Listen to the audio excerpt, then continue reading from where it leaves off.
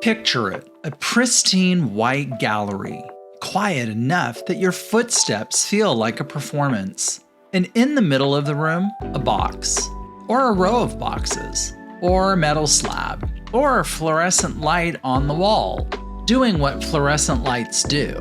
And somewhere in the room, maybe out loud, maybe just in your soul, someone says, "Wait, this is art?"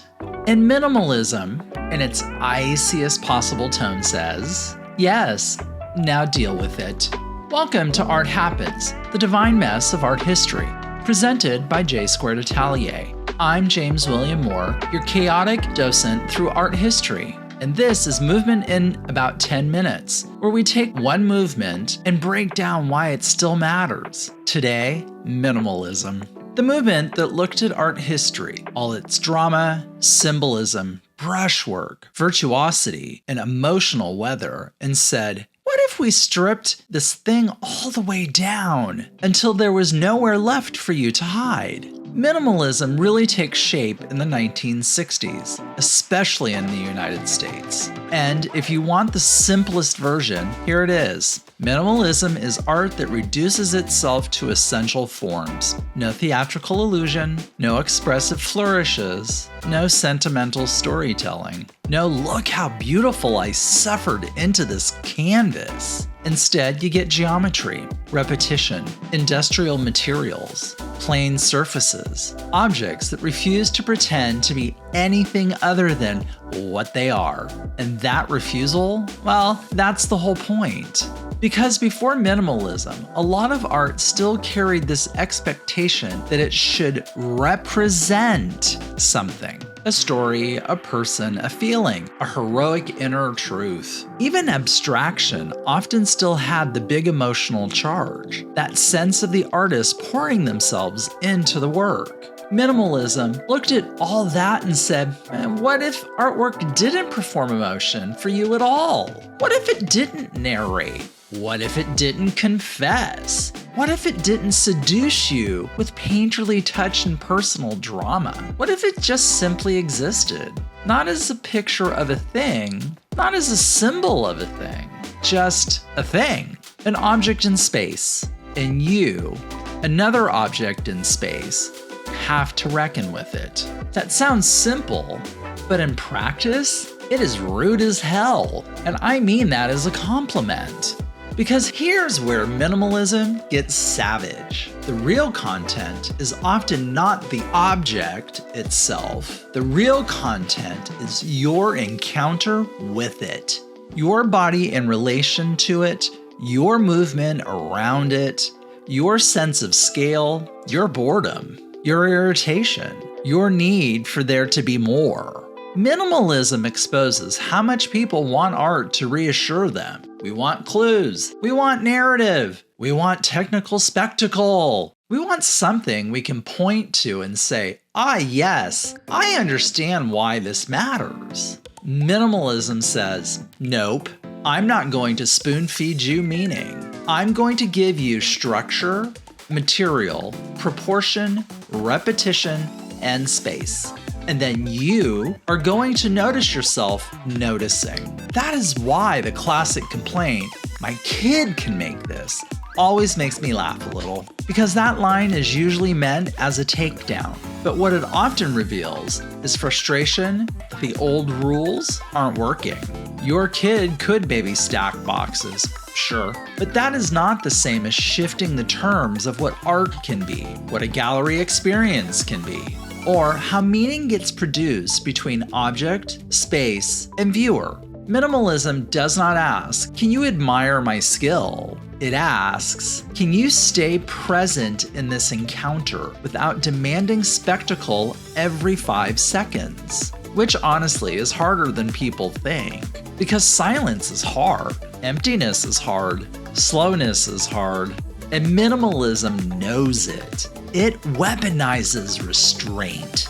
Minimalist artists often used industrial materials: steel, aluminum, plexiglass, fluorescent lights, brick, plywood, materials that looked fabricated, manufactured, repeated, precise. This mattered because the handmade gesture, the visible trace of the artist's emotional labor, had dominated so much of modern art discourse. Minimalism steps away from that. Sometimes it feels like the artist moved out of the romantic studio and into a warehouse. No tortured genius with paint under the fingernails, no moody brushstroke declaring existential crisis. Instead, form, surreality, surface, placement. Think of Donald Judd. Stacks, progressions, boxes with immaculate intervals. His work isn't really about composition in the old sense. It's about presence, a thing repeated in space, until space itself becomes part of the work. Think of Carl Andre. Floor pieces made from repeated units, metal plates, bricks, modules, works that challenge your instincts about sculpture. Do you walk around them? Do you walk on them? Is that disrespectful? Is that participation? The uncertainty is part of the experience. Then there's Dan Flavin with fluorescent lights. I love this because on paper it sounds almost like a prank. The art is fluorescent tubes, but in the room, the light spills onto the wall, onto the floor, onto your body. The artwork is not just the fixture, it's what the light does to the architecture, how it alters atmosphere, how it turns the room into an event. And then we have Agnes Martin, and she complicates this whole minimalist conversation in such a beautiful way because her grids are subtle, quiet, almost trembling. At first glance, it can seem simple to the point of vanishing, but the longer you look, the stranger and more intimate they become. Her work is less industrial swagger and more meditative insistence. Not loud, not theatrical, but absolutely uncompromising. It's like the canvas is asking you to lower your voice and maybe your blood pressure. Minimalism breaks the old agreement between art and audience. That agreement said, I, the artwork, will give you something obvious to latch on to. Emotion, story, virtuosity, symbolism, mystery with a payoff. Minimalism says, I will give you almost nothing. And in doing so, it reveals how badly you want that old agreement back. That is the power move. Minimalism isn't empty. It just relocates where the action is. The action is in duration, in repetition, in physical relation, in your own perceptual habits. It asks, can you tolerate a work that does not flatter you with instant access? Can you pay attention to proportion, to rhythm, to interval, to the way a repeated form changes as your body moves through space? Can you notice how quickly your brain starts narrating, judging, resisting, mocking, dismissing? Because the work refuses to do that labor for you. That's where minimalism gets almost philosophical, because at a certain point, it stops being whether you like the object. It becomes about what kind of viewer are you willing to be. Patient, open, defensive, hungry for entertainment, uncomfortable with silence? Minimalism has a way of making all of that visible. It can feel cold, sure. But sometimes what people called cold is just an artwork declining to perform warmth on command. Minimalism still matters because it changed the conversation. It pushed art away from illusion and towards encounter.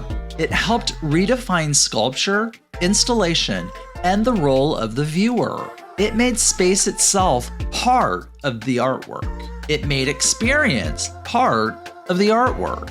And whether later artists embraced it, rejected it, or complicated it, they had to respond to it. Because once minimalism asks, what happens when art is just an object in a room with a body? There is no going fully backward from that. You start seeing its influence everywhere.